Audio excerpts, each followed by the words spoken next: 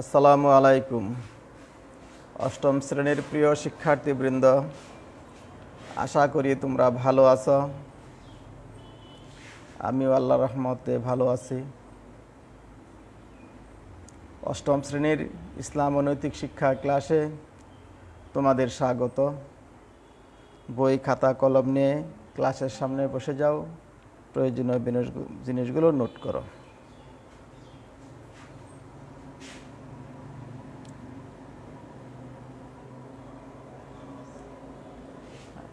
আমি মোহাম্মদ আনিসুর রহমান, সহকারী শিক্ষক, জামালপুর জেলা স্কুল। অধ্যায় তৃতীয়, অষ্টম শ্রেণী, অধ্যায় তৃতীয়, পাঠ 1 থেকে আজ আমরা আলোচনা করব। গত ক্লাসে আমরা কি আলোচনা করেছিলাম তোমাদের কি মনে আছে? হ্যাঁ, গত ক্লাসে আমরা আকিকা, কুরবানি, আকিকা নিয়ে আলোচনা করেছিলাম।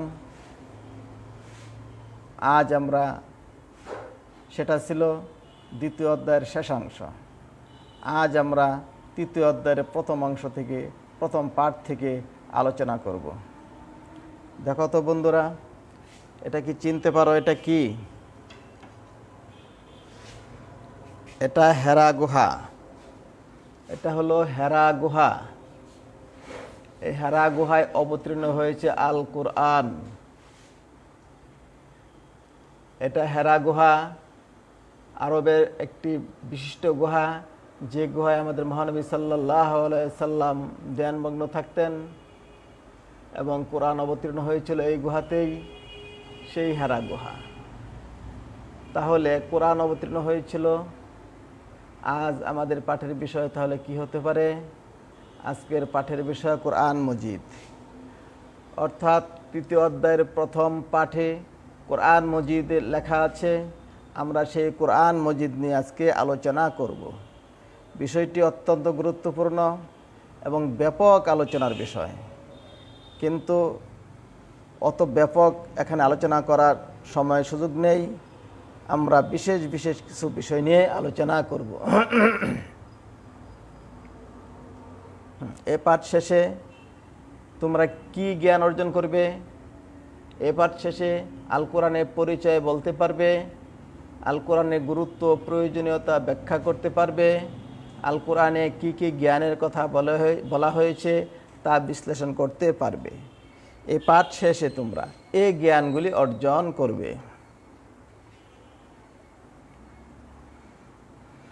দেখো স্ক্রিনে বেশি আসা আল কোরআনের চিত্র। কোরআন, তাহলে কোরআন কাকে বলে?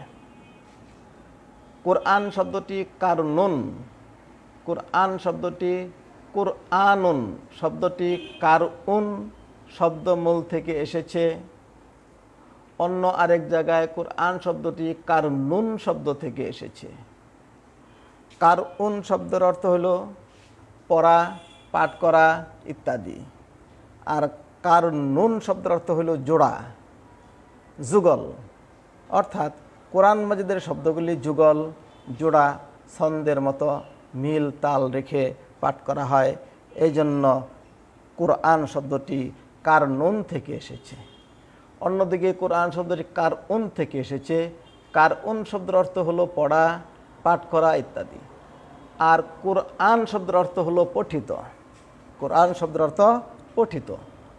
ইসলামী পরিভাষায় আল্লাহ তাআলা মানব জাতির হেদায়েতের জন্য হযরত জিবরাইল আলাইহিস সালাম এর মাধ্যমে মহানবী হযরত মুহাম্মদ সাল্লাল্লাহু আলাইহি সাল্লামের উপর যে কিতাব নাজিল করেছেন তাকে আল কোরআন বলা হয়। তাহলে স্টেপ বাই স্টেপ কি? 1, মানব জাতির হেদায়েতের জন্য। 2, জিবরাইল আলাইহিস সালামের মাধ্যমে। 3, আমাদের নবী হযরত মুহাম্মদ সাল্লাল্লাহু আলাইহি সাল্লামের উপরে যে কিতাব নাজিল হয়েছিল সেটাই হলো কি? আল কোরআন। আচ্ছা, আল কোরআন, তাহলে আল কোরআনকে আল কোরআন বলা হয় কেন? কারণটা কি? অন্য নাম না দিয়ে আল কোরআনকে কোরআন নামকরণ করা হয়েছে কেন? আমরা একটু দেখে নেই। দেখো, বহু সংখ্যক মুসল্লিয়ানি কেরাম কোরআন পাঠ করছে, অর্থাৎ লক্ষ কোটি মুসলমান প্রতিদিন এ কোরআন পাঠ করে থাকে। আবার নামাজের মধ্যে প্রতিদিন 5 ওয়াক্ত নামাজ, এই নামাজের প্রতিটি সূরায় প্রতিটি রাকাতে কোরআনের সূরা বা কোরআনের অংশ বিশেষ পাঠ করা হয়। অর্থাৎ এই কোরআনটি এমন বেশি পাঠ করা হয়, এত বেশি পাঠ করা হয় যে এ পরিমাণ আর অন্য কোনো গ্রন্থ পাঠ করা হয় না। যেহেতু এটি সবচেয়ে বেশি পাঠ করা হয়, সবচেয়ে বেশি পঠিত, এই জন্যই কোরআনের নামকরণ আল কোরআন করা হয়েছে।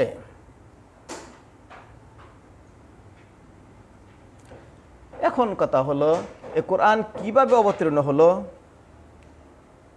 হ্যাঁ, কোরআনটি লাউহে মাহফুজ থেকে লাইলাতুল কদর রাত্রে একসাথে দুনিয়ার আসমানে, প্রথম আসমানে অবতীর্ণ হয়।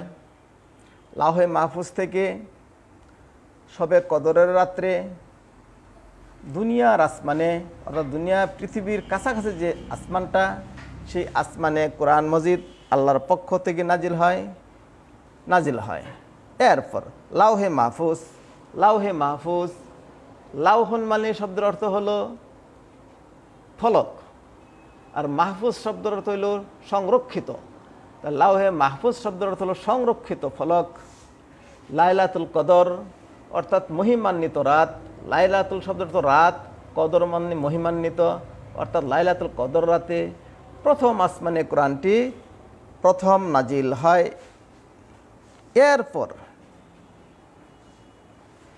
এরপর কি ক্রমান্বয়ে এটি প্রয়োজন মোতাবেক নাজিল হতে থাকে। তবে সর্বপ্রথম এই হেরা গুহায় আমাদের প্রিয় নবী হজরত মুহাম্মদ সাল্লাল্লাহু আলাইহি সাল্লাম ধ্যানে থাকতেন, আল্লাহর ধ্যানে থাকতেন, সৃষ্টিকর্তার ধ্যান করতেন। এই ধ্যান করা অবস্থায় সর্বপ্রথম কোরআন মজিদের সূরা আলাকের প্রথম 5টি আয়াত জিব্রাইল আলাইহিস সালাম মহানবীর কাছে নিয়ে আসেন। মহানবী সাল্লাল্লাহু আলাইহি সাল্লামের 40 বছর বয়সে হেরা গুহায় ধ্যানমগ্ন থাকাকালে সর্বপ্রথম সূরা আলাকের প্রথম 5টি আয়াত, অর্থাৎ ইকরা বিসমি রাব্বিকাল্লাযী খলাক, খলাকাল ইনসানা মিন আলাক, এভাবে প্রথম 5টি আয়াত অবতীর্ণ হয়। এরপর থেকে প্রয়োজন মোতাবেক ক্রমান্বয়ে দীর্ঘ 23 বছরে পুরো কোরআন মজিদ অবতীর্ণ হয়। এইভাবে কোরআন মজিদ অবতীর্ণ হয়। তাহলে কিভাবে দুটি স্টেপ আমরা পেলাম? একটি স্টেপ হলো লাউহে মাহফুজ থেকে লাইলাতুল কদর রাতে দুনিয়ার আসমানে কোরআন অবতীর্ণ হয়। সেখান থেকে আমাদের মহানবী সাল্লাল্লাহু আলাইহি সাল্লামের উপর ক্রমান্বয়ে প্রয়োজন মোতাবেক আস্তে আস্তে কোরআন মজিদ অবতীর্ণ হয় এবং রাসূলুল্লাহর দীর্ঘ 23 বছর জীবনে কোরআন মজিদ অবতীর্ণ সম্পন্ন হয়।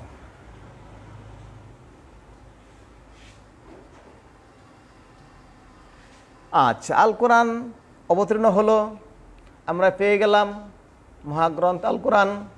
কিন্তু এটা কিভাবে সংরক্ষণ করা হলো?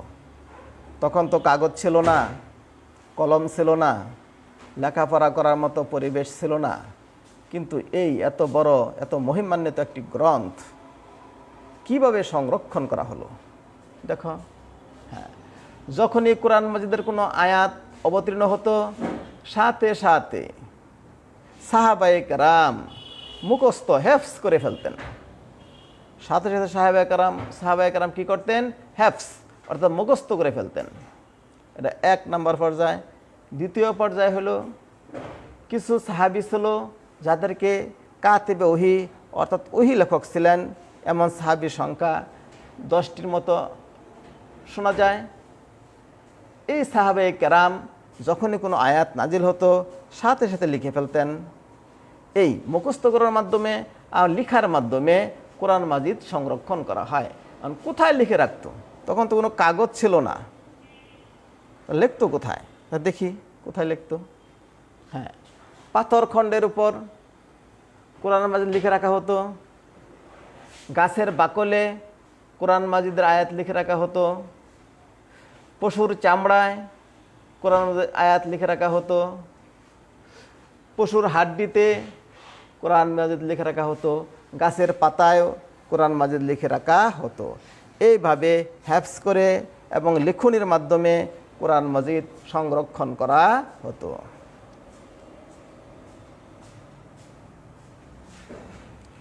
এখন হলো কোরআন মাজিদ আমরা সংরক্ষণ করলাম, কোরআন মাজিদ কাকে বলে আমরা জানলাম, কোরআন মাজিদের অবতরণ আমরা জানলাম, কোরআন মাজিদ সংরক্ষণ কিভাবে করা হলো তাও জানলাম। এবার আমরা দেখব কোরআন মাজিদের বিষয়বস্তু নিয়ে একটু সামান্য আলোচনা করব। মাক্কি ও মাদানী সূরা। কোরআন মাজিদের সূরাগুলি দুটি অংশে বিভক্ত, একটি হলো মাক্কি সূরা, আরেকটি হলো মাদানী সূরা। অর্থাৎ হিজরতের পূর্বে মক্কায় যেসব সূরা অবতীর্ণ হয়েছিল সেসব সূরাকে মাক্কি সূরা বলা হয়। আর হিজরতের পরে মদিনার জীবনকালে যেসব সূরা অবতীর্ণ হয়েছিল সেগুলিকে মাদানী সূরা বলা হয়। এই মাক্কি মাদানী সূরার বৈশিষ্ট্য কি? হ্যাঁ, মাক্কি সূরার বৈশিষ্ট্য হলো রাসূলকে দেয়া বিরাট দায়িত্ব পালনের উপযোগী উপদেশ ছিল। তাওহীদ, রিসালাত ও আখিরাতের বেশি চর্চা ছিল এই সূরার ভিতর। প্রাথমিক সূরাগুলোর ভাষা স্বচ্ছ ঝর্ণাধারার মতো ঝরঝরে, ছোট ছোট ছন্দময় আয়াত, অত্যন্ত আকর্ষণীয় ও হৃদয়গ্রাহী, সহজে মুখস্থ হবার যোগ্য, অতি উন্নত সাহিত্য। তাতে সমাজ ও রাষ্ট্র গঠনের আইন বিধান নেই। নবীর প্রতি জনগণের আচরণের ভিত্তিতে তাদের উত্থান পতনের বর্ণনা, কাফির ও মুশরিকদের বিরোধিতার বিভিন্ন অবস্থায় ধৈর্যের উপদেশ, বিরোধিতার জবাব ও মোকাবেলা করার পন্থা, এই সব বিষয়গুলি মাক্কি সূরার বৈশিষ্ট্য ছিল। এখন আমরা একটু দেখে নেব মাদানী সূরার বৈশিষ্ট্য কী ছিল। হ্যাঁ, মাদানী সূরা ইবাদত, সামাজিক আচার ব্যবহার, রীতিনীতি, পরস্পরের লেনদেন, হালাল হারাম, উত্তরাধিকার আইন, জিহাদের ফজিলত, ব্যবসা বাণিজ্য, পররাষ্ট্র নীতি, বিচার ব্যবস্থা, দণ্ডবিধি, পারিবারিক, আর্থসামাজিক, রাষ্ট্রীয় ও সমষ্টিগত জীবনের যাবতীয় সমাধানের উল্লেখ রয়েছে। মাদানী সূরায় বিশেষভাবে আহলে কিতাব তথা ইহুদি ও খ্রিস্টানদের প্রতি ইসলাম গ্রহণের জন্য আহ্বান জানানো হয়েছে। এতে মুনাফিকদের কপট আচরণের কথা বর্ণনা করা হয়েছে এবং ইসলামের বিরুদ্ধে তাদের ষড়যন্ত্র উদ্ঘাটন করা হয়েছে। মাদানী আয়াত ও সূরা দীর্ঘ, মাদানী আয়াত ও সূরাগুলি একটু লম্বা সাইজের। এতে শরিয়াতের বিধিবিধানকে স্পষ্টভাবে তুলে ধরা হয়েছে। এই হলো মাদানী সূরার বৈশিষ্ট্য, এই হলো মাক্কি সূরার বৈশিষ্ট্য। সামনে চলো বন্ধুরা। আচ্ছা, আল কোরআন তো আল কোরআনই নাম, কিন্তু কোরআন ও হাদিসে গবেষণা করে দেখা যায় আল কোরআনে আরও কিছু নাম রয়েছে। আল কোরআনকে আরও কিছু কিছু নামে ডাকা হয়। সেগুলি কি আমরা একটু দেখে নেই। হ্যাঁ, অনেকেই বলে পবিত্র কোরআনের নাম প্রায় 92টি, আবার কোনো কোনো বুজুর্গ বলেন 55টি। তবে সর্বাপেক্ষা নির্ভরযোগ্য তথ্য হিসাবে আল কোরআনের 5টি নামকে উল্লেখ করা যায়। 5টি নাম কি? আল কোরআন, 2 আল ফুরকান, 3 আল কিতাব, 4 আত-তানজিল, 5 আজ-যিকর। এছাড়াও নূর, আর রহমান, আল হুদা ইত্যাদি। এভাবে কেউ বলেন 92টি, কেউ বলেন 55টি কোরআনের নাম রয়েছে। কোরআনকে আল কোরআন বলা হয়, কোরআনকে আবার আল ফুরকান বলা হয়, কোরআনের আরেকটি নাম আল কিতাবও বলা হয়, কোরআনের আরেকটি নাম আত-তানজিল বলা হয়, কোরআনকে আজ-যিকরও বলা হয়, কোরআনকে নূরও বলা হয়, কোরআনকে রহমানও বলা হয়, কোরআনকে আল হুদাও বলা হয়। এবার আমরা দেখে নেব আল কোরআনে জ্ঞানের কথা। আল কোরআনে জ্ঞানের ব্যাপারে কি বলা হয়েছে। হ্যাঁ, পবিত্র কোরআনে নাজিলকৃত প্রথম আয়াতে মন আল্লাহ মানুষকে জ্ঞান শিক্ষাদানের কথা বলেছেন। প্রথম যে আয়াতটি নাজিল হয়েছে রাসূলুল্লাহ সাল্লাল্লাহু আলাইহি ওয়াসাল্লামের উপর হেরা গুহায় সর্বপ্রথম কোরআন মাজিদের যে আয়াতটি অবতীর্ণ হয়েছিল, সেই আয়াতের প্রথম কথাই ছিল ইকরা, অর্থাৎ তোমরা পড়ো। কার নামে পড়বে? বিসমি রাব্বিক, তোমার প্রভুর নামে। অর্থাৎ এখানেই প্রথমে জ্ঞান অর্জনের কথা বলা হয়েছে যে তোমরা প্রভুর নামে অধ্যয়ন করো। খলাকাল ইনসানা মিন আলাক, আল্লাযী খলাকাল ইনসানা মিন আলাক, ইকরা ওয়া রাব্বুকাল আকরাম আল্লাযী আল্লামা বিল কলম আল্লামাল ইনসানা মা লাম ইয়ালাম। পাঠ করো তোমার প্রতিপালকের নামে, যিনি সৃষ্টি করেছেন মানুষকে জমাট রক্ত থেকে।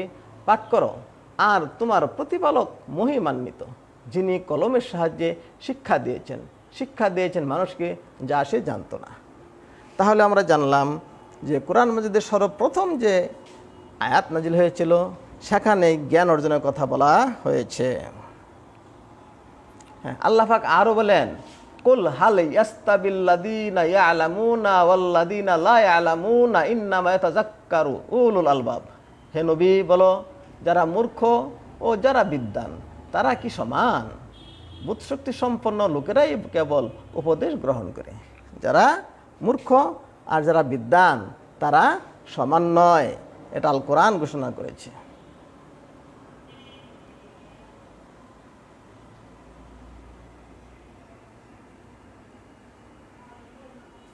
আচ্ছা, এবার আমরা দেখব এক নজরে পরিসংখ্যানগত সাধারণ জ্ঞান। আরও কিছু সাধারণ জ্ঞান আছে কোরআন মাজিদ সম্পর্কে, সেগুলি আমরা একটু দেখে নেই। দেখো, কোরআন মাজিদে 30টি পারা রয়েছে, সূরার সংখ্যা 114টি, মাক্কি সূরা 86টি, মাদানী সূরা 28টি, মনজিল 60টি, রুকু 540টি, সিজদার আয়াত 14টি, আয়াত 6236টি, মতান্তরে 6666টি। এই হইল পরিসংখ্যানগত সাধারণ জ্ঞান। আরও কিছু তথ্য আমরা একটু জেনে নেই। দেখো, কোরআন মাজিদে মোট ওয়াকফ আছে 1,05,648টি, মোট তাসদিদ 1252টি, মোট মদ 1771টি, মোট নুক্তা 1,06,188টি, মোট পেশ 8,804টি, মোট জের 39,582টি, মোট জবর 53,242টি। কোরআন মাজিদ আয়াতগুলির বিভিন্ন জায়গায় বিভিন্ন অর্থে ব্যবহৃত হয়েছে, তবে একটি গবেষণায় 6,666টি আয়াত 6,666টি আয়াতকে একটি গবেষণায় এইভাবে দেখানো হয়েছে যে আদেশমূলক আয়াত রয়েছে 1000টি, নিষেধমূলক আয়াত রয়েছে 1000টি, ভীতিমূলক আয়াত রয়েছে 1000টি, প্রতিজ্ঞামূলক আয়াত রয়েছে 1000টি, দৃষ্টান্তমূলক আয়াত রয়েছে 1000টি, ইতিহাসমূলক আয়াত রয়েছে 1000টি, প্রশংসামূলক আয়াত রয়েছে 250টি, পূর্ণতামূলক আয়াত 100টি, উদ্দেশ্যমূলক আয়াত 250টি, অন্যান্য আয়াত রয়েছে 66টি। এই হলো 6,666টি আয়াত। হ্যাঁ, প্রখ্যাত ইসলামী চিন্তাবিদ হযরত শাহ ওয়ালিউল্লাহ রহমাতুল্লাহ আলাইহি এর মতে আল কোরআনে বহু জ্ঞানের কথা বলা হয়েছে, এগুলো মোট 5 ভাগে বিভক্ত। আমরা একটু দেখে নেই। 1, ইলমুল আহকাম অর্থাৎ বিধিবিধান সম্পর্কিত জ্ঞান। 2, ইলমুল মুখাসামা বিতর্কবিদ্যা। 3, ইলমুত তাজকির বি আলা ইল্লাহ আল্লাহ তাআলার অনুগ্রহ ও নিদর্শন সম্পর্কিত জ্ঞান। 4, ইলমুত তাজকির বি আইয়ামিল্লাহ আল্লাহ তাআলার সৃষ্টি জগতের অবস্থা, তারা প্রদত্ত পুরস্কার ও শাস্তি সংক্রান্ত জ্ঞান। 5, ইলমুত তাজকির বিল মাউত ওয়া মা বাদাল মাউত মৃত্যু ও পরকাল সম্পর্কিত জ্ঞান, অর্থাৎ মৃত্যু আর পরকাল সম্পর্কিত জ্ঞান। এইভাবে পুরো কোরআন মজিদের জ্ঞান সম্পর্কে শাহ ওয়ালিউল্লাহ রহমাতুল্লাহ আলাইহি এভাবে 5টি ভাগে ভাগ করেছেন। এবার আমরা পড়ব আল কোরআনের গুরুত্ব ও প্রয়োজনীয়তা। আল কোরআনের কি গুরুত্ব রয়েছে, আল কোরআনের কি প্রয়োজনীয়তা রয়েছে। দেখো, আল কোরআন এমন একটি গ্রন্থ যা হেদায়েত, অর্থাৎ কোন পথে চললে মানুষের মঙ্গল হবে, কোন পথে চললে মানুষের বিপদ হবে, এই সব কিছুই কোরআনে বর্ণনা করা হয়েছে। আল কোরআন হচ্ছে বিশ্ব মানবতার জন্য হিদায়েতের একমাত্র কিতাব। এই কিতাবই বিশ্বের সকল মানুষকে সঠিক পথের সন্ধান দিতে পারে, হিদায়াতের আলোয় আলোকিত করতে পারে। আল্লাহ তাআলা বলেন, ইন্না হাযাল কুরআনা ইয়াহদি লিল্লাতী হিয়া আকুম ওয়া ইউবাশশিরু আল মুমিনিনা আল্লাযীনা ইয়ামালুনা সলিহাতি আন্না লাহুম আজরা। অর্থাৎ নিশ্চয়ই এই কোরআন এমন একটি পথ দেখায় যা সবচেয়ে সরল, এবং যে মুমিনগণ নেক আমল করে তাদেরকে সুসংবাদ দেয় যে তাদের জন্য রয়েছে মহাপুরস্কার। সূরা বনী ইসরাঈল।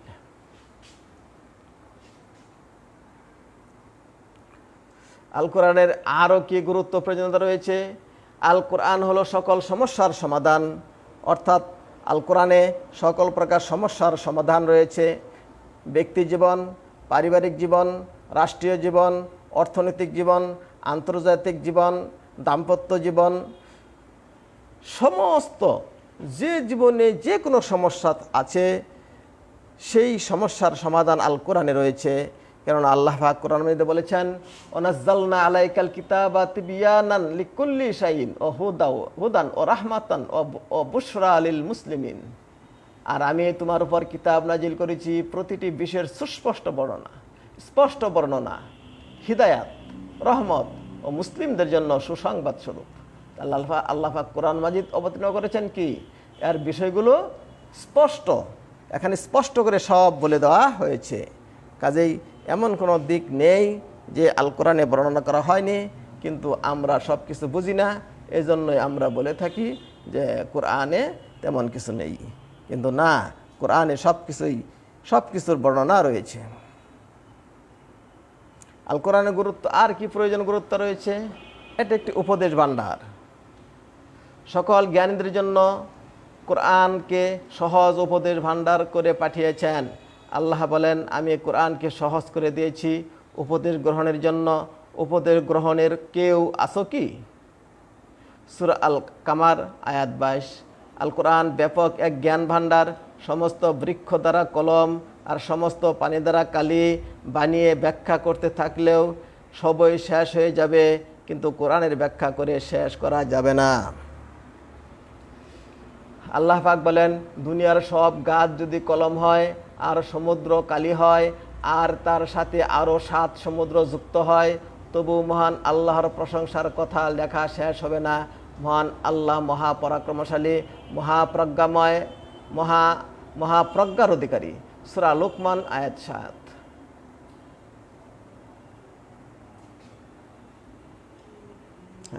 কোরআন মাজিদ, আল কোরআনের গুরুত্ব প্রয়োজন আর কি রয়েছে? এটি জ্ঞান বিজ্ঞানের উৎস। আল কোরআনটা হলো কি জ্ঞান বিজ্ঞানের উৎস। এবারে আল্লাহ পাক বলেন, মা ফররাতনা ফিল কিতাবি মিন শাইইন, আমি এই কিতাবে কোনো কিছুই বাদ দেই নাই। সূরা আল আনআম আয়াত 38। কোরআনের মধ্যে সব কিছুই বর্ণনা করা হয়েছে, কোনো কিছুই বাদ দেওয়া হয় নাই। কাজে এটা হলো সকল জ্ঞান বিজ্ঞানের উৎস। আর কি প্রয়োজন রয়েছে, গুরুত্ব রয়েছে? এটি একটি নির্ভুল গ্রন্থ। আল কোরআনে কোনো প্রকার সন্দেহের অবকাশ নেই, এটি সকল প্রকার ভুল ত্রুটি মুক্ত। এবং আল্লাহ পাক বলেন, যালিকাল কিতাবু লা রাইবা ফিহি, অর্থ এটি সেই কিতাব যাতে সন্দেহের কোনো অবকাশ নেই। সূরা আল বাকারা আয়াত 2। এতে কোনো ভুল ত্রুটি নেই, কোনো সন্দেহের অবকাশ নেই। হ্যাঁ, এই কাজটি তোমরা এখন করো। আল কোরআনের পরিচয় লিপিবদ্ধ করো। আল কোরআনের পরিচয়টা তোমরা এখন লিপিবদ্ধ করে দেখাও। সময় 2 মিনিট। 2 মিনিটে কাজটি সম্পন্ন করবে। জোড়া দলীয় কাজগুলি আজ আমরা করব না, আজকে এই কাজটি করব।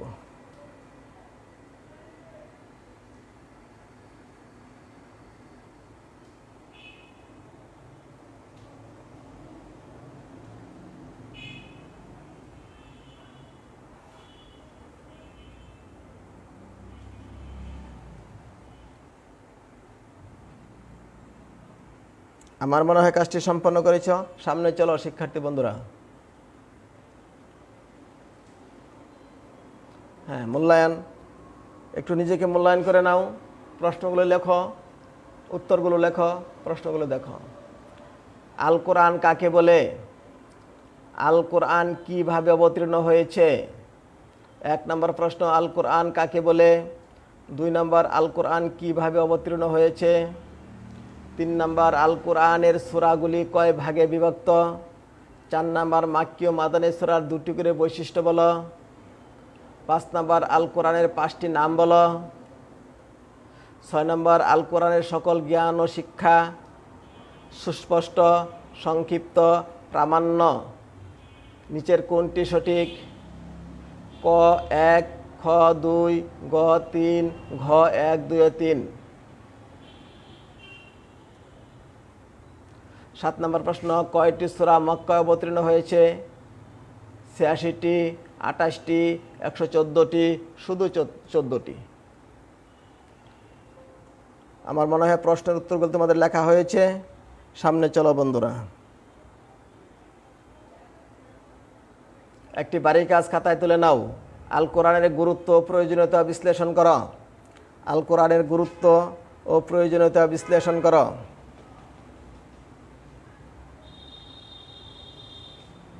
আল কোরআনের গুরুত্ব ও প্রয়োজনীয়তা বিশ্লেষণ করো।